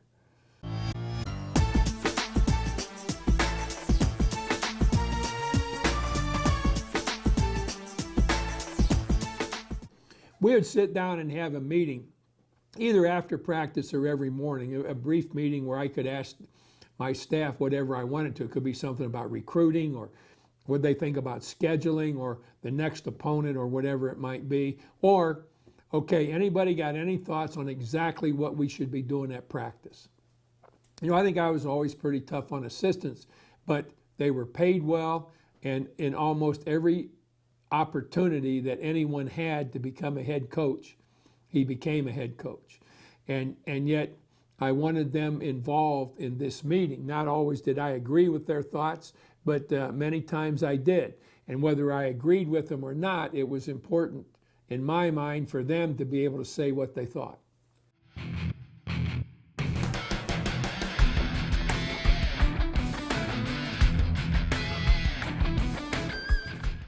You know, I had an interesting thing that always became a lifelong thing with practice. I remember the first time I had a chance to meet Darrell Royal, the great Texas football coach, and I was asking him about practice. And I asked him about water. And he looked at me and he started to laugh and he said, I'll bet you feel about water just like I did. He said, when I played, I was always thirsty and I couldn't understand why I couldn't have a drink. And then when I coached, I was like my coaches were. I didn't let anybody have a drink. And then I understood how stupid that was, that we didn't replenish liquid in the body when we were practicing in 90-degree weather getting ready for the season. So from that point on, I have always let our players drink during practice. And I immediately went home and got plastic water bottles with every kid's name on it. And that one manager or two managers were always responsible for keeping those water bottles filled. And I eliminated the whole problem with drinking water by giving every kid a bottle full of cold water to drink whenever he wanted it to. And it worked out very well for us.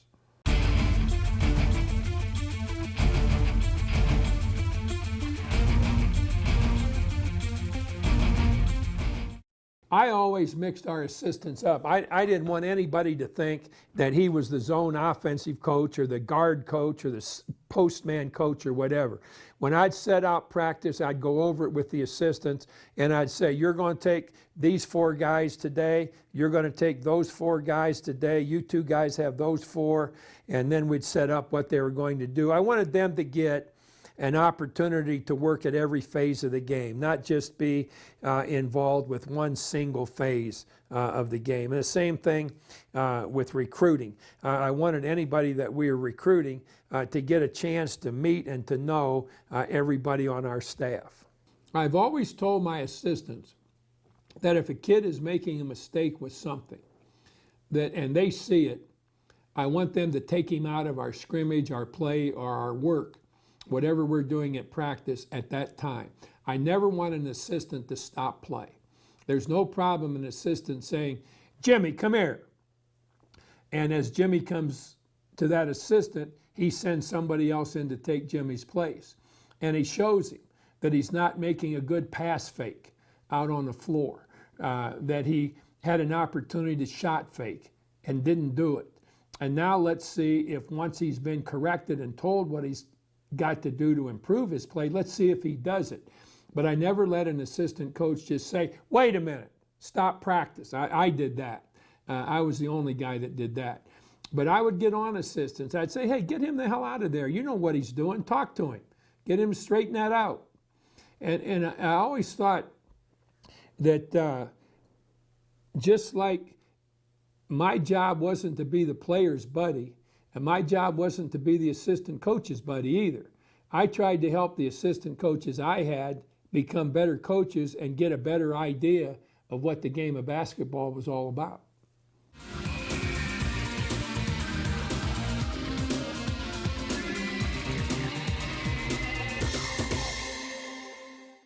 Well, I always laugh about coaching by saying that I never wanted players of mine to go into coaching. I hope I was a part of giving them an education that would lead to something better than coaching, with all the problems that can be inherent with coaching. But there are also, I would imagine, a lot of problems with anything that you could do. And with that in mind, I would always talk to kids about what they wanted to do.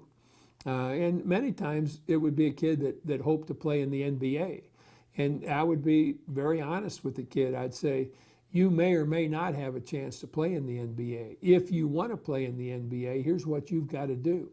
And I also felt along those lines that the development of basketball in foreign countries is such that kids playing and playing on good teams and being relatively good players on those teams have a great chance to play anywhere in the world today and make a lot of money doing so. I would have really enjoyed that back in 1962 when I graduated from college, having a chance to go to Spain to play basketball or something like that. And actually, those opportunities were available, but almost unheard of at that time. But now I've had a lot of kids not quite good enough to play in the NBA make a very, very substantial living going somewhere abroad to play.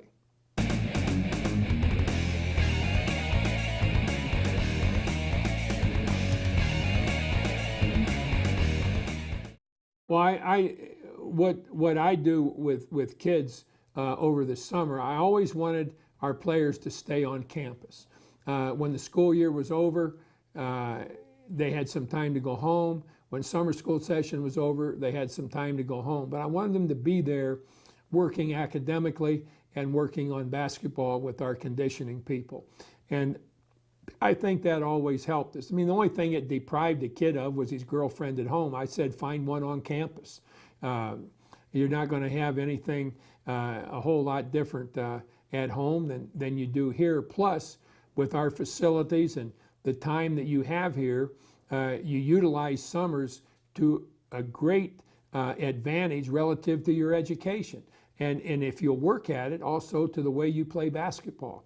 So I really encouraged and really expected kids to make basketball a year-round occupation.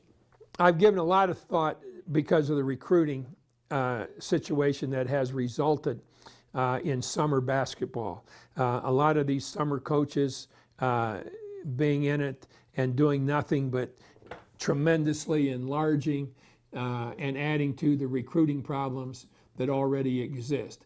If I were a high school coach with a kid playing summer basketball, I would be very concerned about who the coach was going to be, where the team was going to play. In fact, I would want to have one of my assistants be a summer basketball coach. I would try and work it some way that he could pick up a little extra money for doing so and could use our entire team as a summer team rather than a kid playing here and a kid playing there and playing for somewhere else where the guy didn't know anything about basketball but was trying to act as a go-between between the high school and the college that might be or should be recruiting this kid. I've just felt another sad thing about summer basketball is that it has virtually eliminated the high school coach from the recruiting program. I always tried to do everything directly through the high school coach, not the parent, but the high school coach. So he knew that we had a respect for what he was doing, that if he didn't want us to do a particular thing, all he had to do was tell us. But now the thing has really become a cesspool, and I found out not long ago that football is doing exactly the same thing, that Nike is involved in these summer football camps that are going to turn into recruiting cesspools in football. Football coaches have long gotten away from those problems that exist with summer basketball, but now they're creeping in to college football, and they will find the same kind of recruiting problems, the same cesspool situation in football recruiting that we've had for several years in basketball recruiting.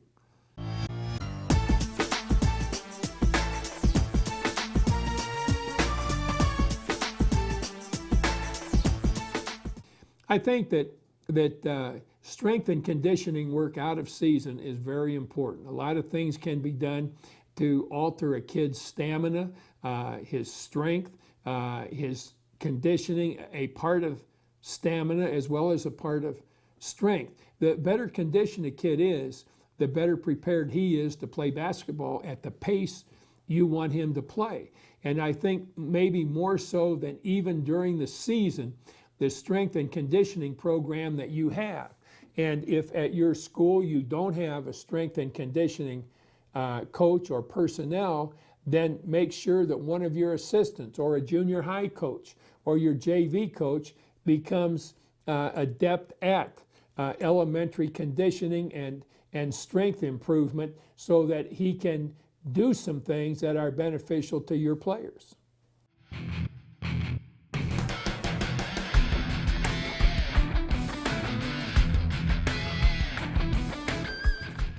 You know, I talked a little bit before about injuries, and it must be a decision between the kid and the doctor as to when he can come back from any given injury, or if in fact he can come back. And I think this again is where the strength and the conditioning coach can constantly do things that are going to help a kid with his conditioning when his ankle injury is over. He doesn't have to run or do anything that involves his ankle, but he can be doing some weight work with his upper body. He can be doing some stretching things. He can do a lot of things that maintain conditioning without affecting in any way the healing of an injury that he has. And I think rehabbing an injury for a kid is very, very important, not just to whether that kid's going to play or not, but to the fact that you really care about that kid and you're trying to do everything that you can through rehab work to see that that kid has another chance to play.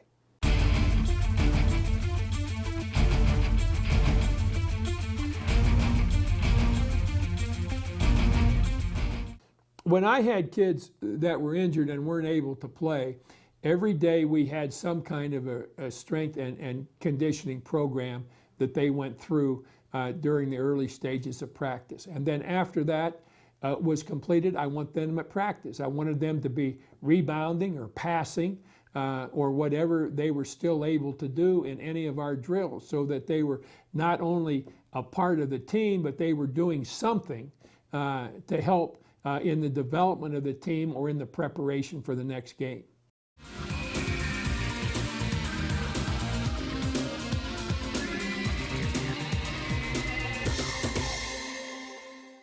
I think that the whole season centers around getting ready to play when the season is over.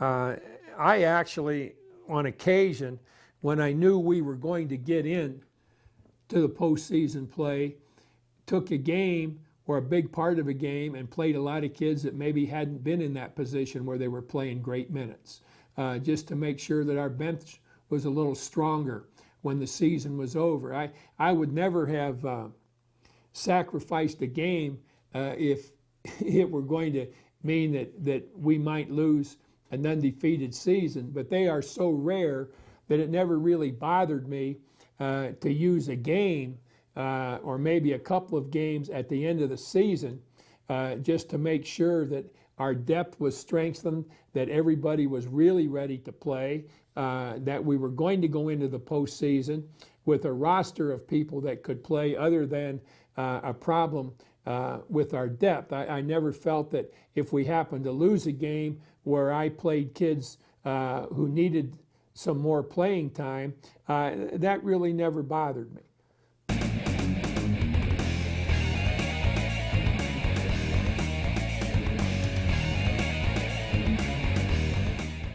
I think there are some things that you can't do in the game of basketball, and they're simple things. Let's take offense, for example. You can't rely on the three-point shot if your kids can't shoot it. I mean, that's pretty simple. You can't rely on offensive rebounding if your kids aren't good rebounders. Defensively, you can't rely on full court pickup if your kids aren't quick. You can't rely on trapping if your kids can't get there and take the ball away. If you're doing something defensively or offensively that is more beneficial to the team you're playing than it is to you, then you've got to get out of it. You can't just press because you like to press. You can't trap because you like to trap. You can't just base your offense on dribble, penetrate, pass out, and shoot threes if you're not a good three-point shooting team. There are many things that you might like to do, but this team just isn't capable of doing those things, so stay away from them.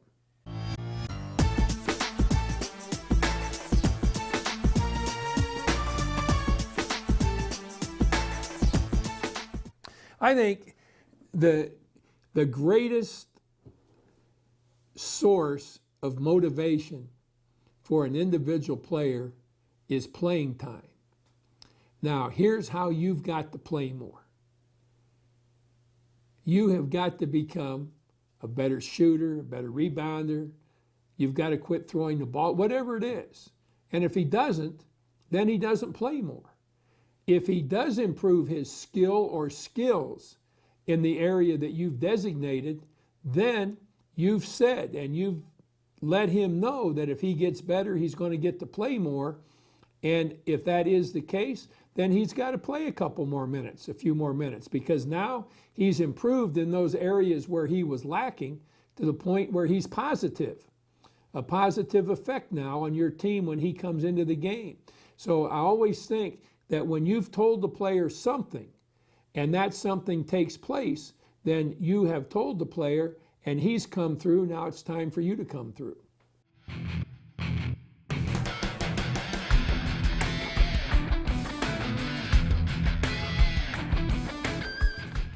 Anytime we had a timeout when players were coming off the floor, I had no problem with my assistants talking to the players as they were coming to the bench, taking a kid aside, saying something very quickly.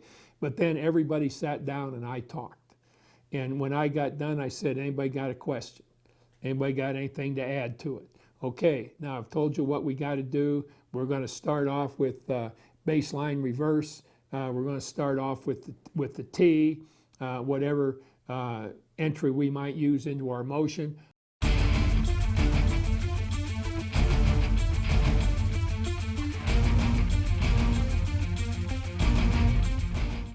on the bench, I always kept one assistant beside me. And sometimes I'd change that, and sometimes it was the most experienced assistant that stayed there all year. The other assistants I wanted among the players. I did that with the Olympic team. I didn't want us sitting there like 5 dummies in a row. I wanted my assistants to sit between players so that they made sure players were in the game, that they made sure there wasn't any screwing around on the bench. Everybody had a coach sitting next to him or one guy removed, and I wanted those coaches talking to players while they were sitting there. See, we missed a block out there. Now we can't miss that block out. Or look at that. Look at what we got out of that pass fake on top. You know, you don't do as good a job up there on top with the pass fake as he does. Our assistant coaches really never kept stats. That was kept by a statistics man. And I would look at those stats once in a while during the course of the ball. I'd say, how many turnovers have we got at this point? Or how many free throws have we shot and how many have they shot? And I was never among those guys that always thought, coaches that always thought, well, they're shooting more free throws than we are. My answer always was, you're probably fouling more than they are. That's why they're shooting more than you are. So I paid a lot of attention in practice to the foul. I learned that years and years ago from one of the great coaches of any sport ever, Bud Grant. And he told me that he used to spend a lot of time telling his linemen that you just got called for holding, or you were offside, or that's pass interference. You can't grab, whatever it was. He said, I refereed very hard every practice because I wanted to reduce our penalties. And I had thought about that, and he just emphasized the point for me, Bud did, when he talked to me about what he did with football, because I used to have, sometimes I'd tell an assistant, referee this scrimmage that we're going to have. And get your hand, you've just fouled the guy. Now we've got a 3-point lead. We just got an offensive rebound from them, their offensive rebound. We got it, but you grabbed the guy going there. What's the purpose? So I would always really try to get our players to commit fewer fouls, get into the 1-and-1 or the 2-shot free throw before the other team ever did. And I had as an objective, we want to make more free throws than the other team shoots. And that gives us a real advantage insofar as the final score is concerned.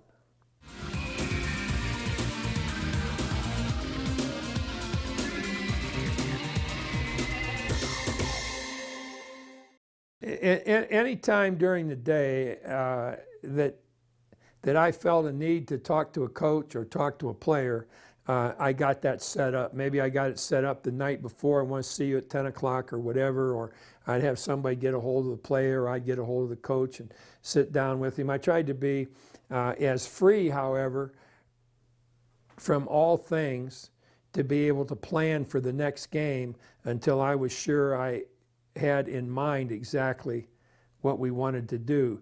But I didn't do a lot of things during the day other than prepare for practice or work on the game of basketball relative to our own team and who we were going to play against.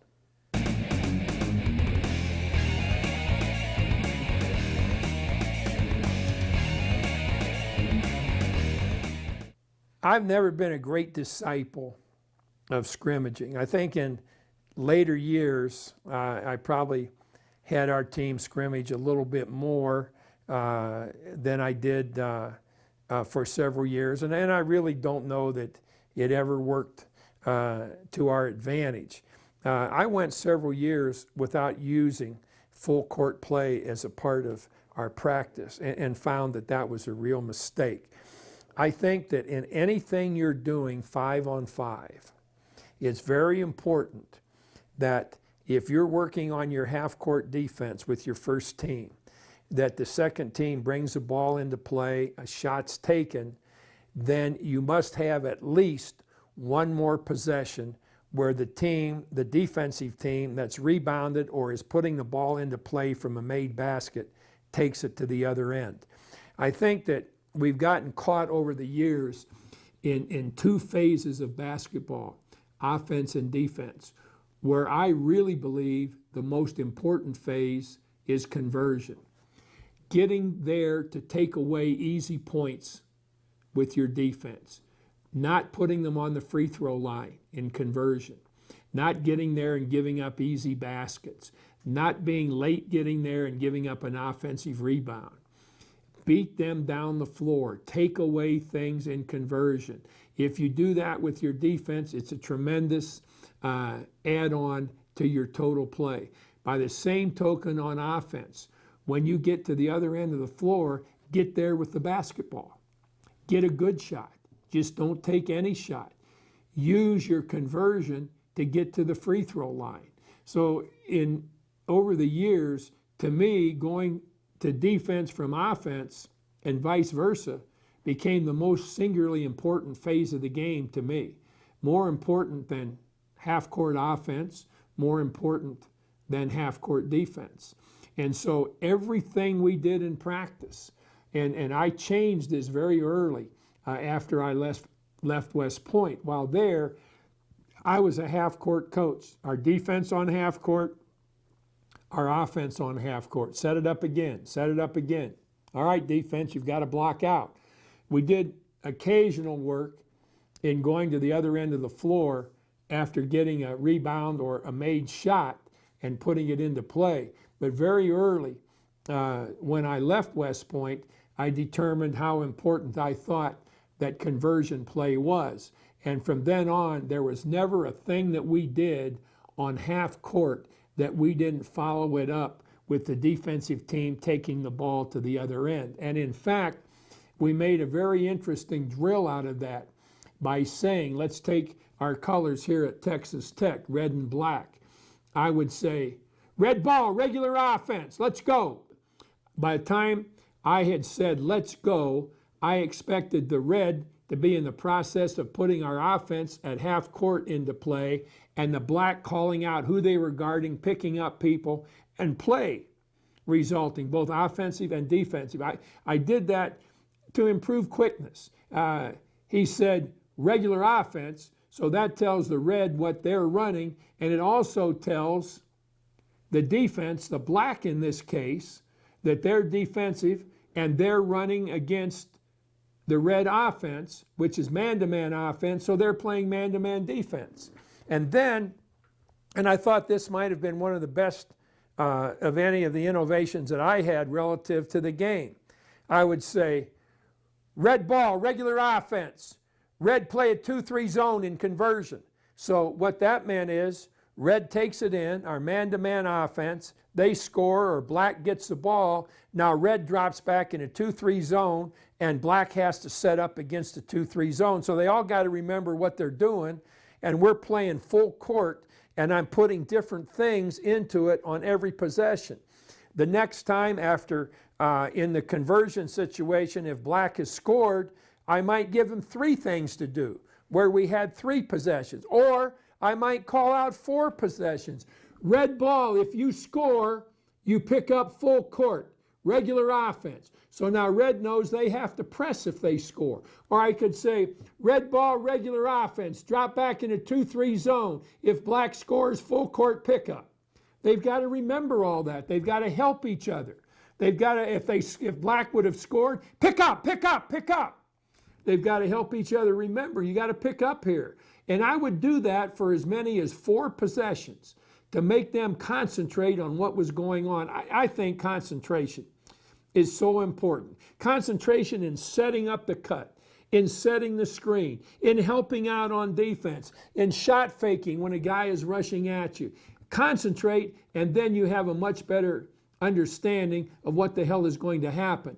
And by setting up the red and the black team offensively and defensively over the course of as many as 4 different possessions where they've got to help, or I may have a coach work with each one, and as soon as they say, you got to press, pick up, full court, let's go, I'd have a coach help them. Then sometimes we'd make them do it on their own. I think for the sheer development of kids playing the game of basketball, there is no better drill work than that.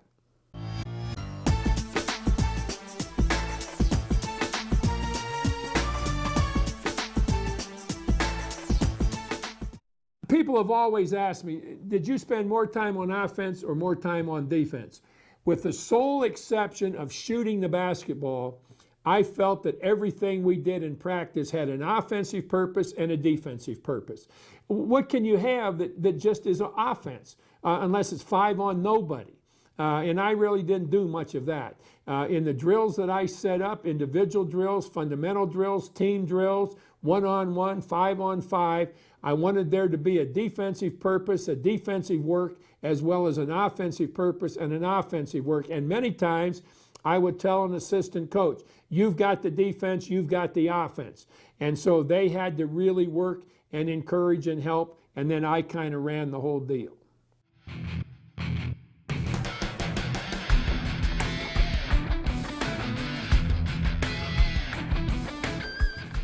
It'd be hard to break down into percentage full and half court drills. The game is a full court game, and that's why I said that it took me a while to understand that, but once I did, I think I developed a very effective way to play full court and have to concentrate on what you were doing in our game, where I called out who had the ball and what they were going to do defensively and so forth that I've just talked about.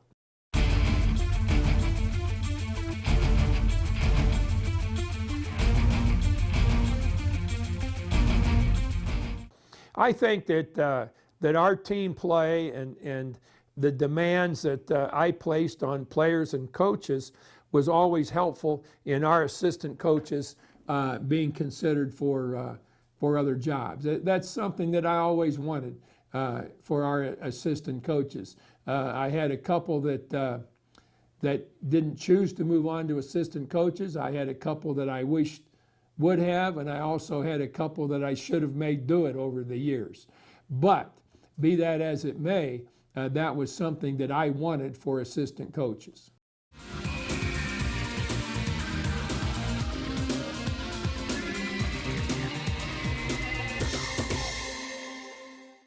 I think tennis would be a great sport for basketball because it requires hand-eye coordination, it requires concentration, anticipation, and good footwork. I think if a kid is going to play any other sport to help him as a basketball player, tennis should be the sport.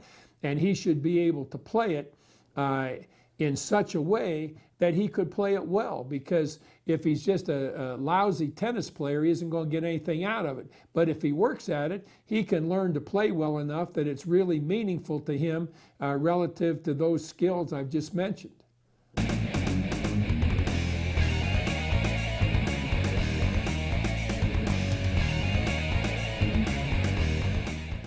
Well, I don't think that you can ever say that we have one technique that works as any kind of a corrective technique or a punishment technique or whatever. I think a lot depends on the situation. You can run kids, you can sit them down. I've said all along that I've never put a kid on the bench in a suspension other than maybe once in my entire career.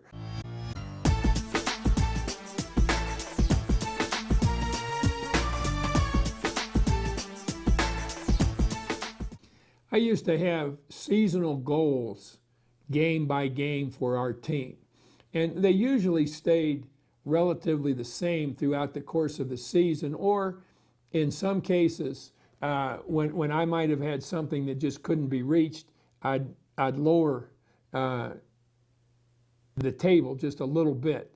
On the other token, sometimes when the goal became too difficult to reach, I would change it and make it a little bit easier or put it within reach. I don't think you can expect kids to do something that they just can't reach. And the other side of that coin is that when they reached a particular goal too easily, then I had to raise that goal a little bit to make it a little bit more difficult for them.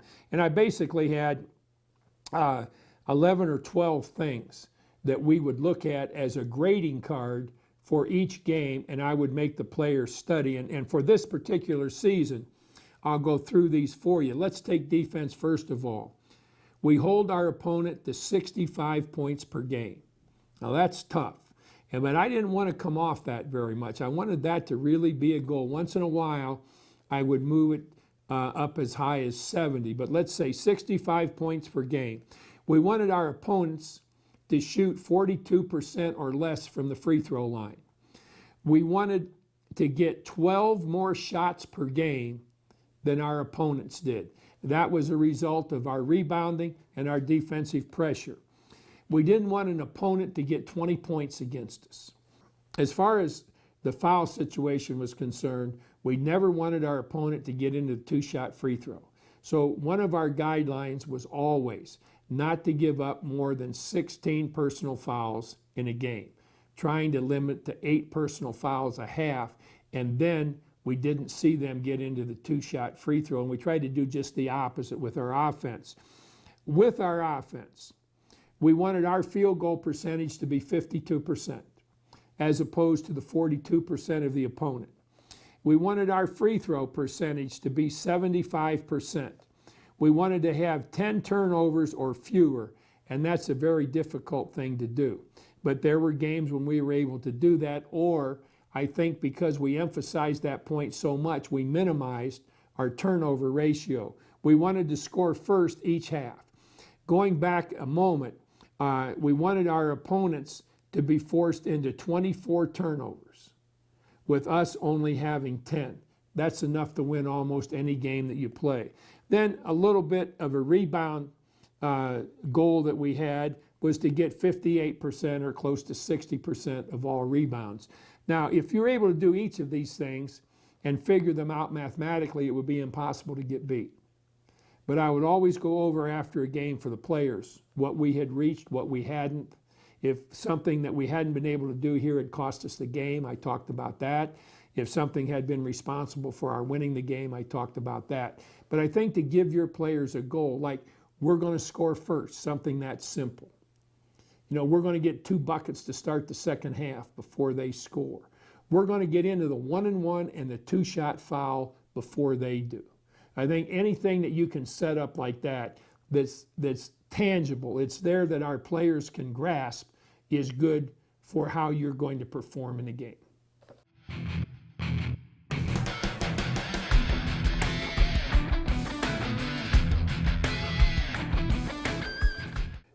People talk a lot about confidence. The one person whose confidence I cared about most was me.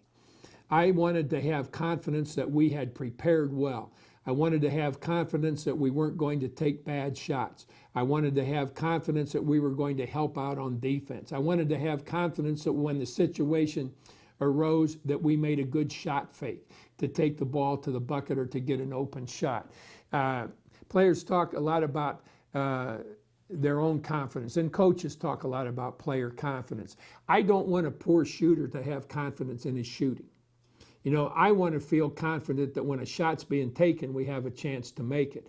If I had a kid that couldn't shoot very well, I just told him, you got to play your ass off on defense, you got to handle the ball well, you got to rebound. You don't have to score, but you've got to do these other things. In fact, I really don't want you to shoot. Now, that never bothered me. Now, it might have bothered his mother, but, you know, I wasn't married to her.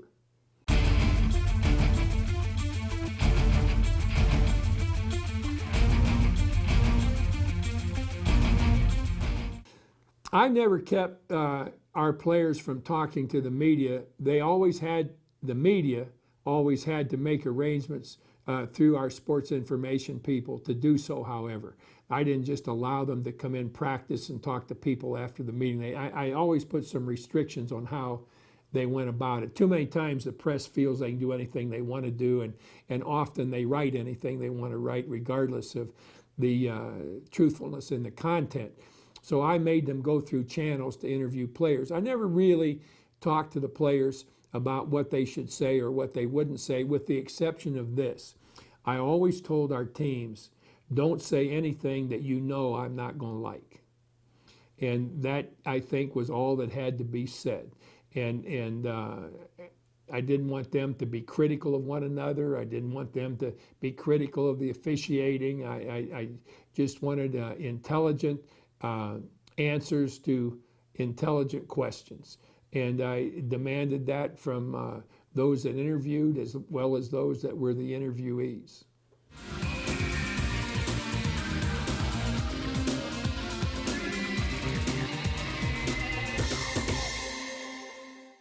One of the things that happens in basketball particularly is such an emphasis placed on home and away. I tried to tell our kids, and we always had a higher winning percentage at home than we did on the road. Everybody has that. But I wanted our players to feel that the most important thing that could change a game would be if they raised the basket to 11 feet for road games. I wanted them to think the court's the same size, the bucket is the same height, the bucket has the same diameter, so why is there a big difference? We should be able to play as well on the road as we play at home. And maybe that's impossible because of the crowd, the strangeness to travel, everything else. I don't know. But I never gave in to the fact that road games were more difficult to win than home games. Well, that brings us to an end. I've enjoyed trying to explain things the way I taught them. I hope it's been of some help to you. I want to wish you the very best with your team, with your players.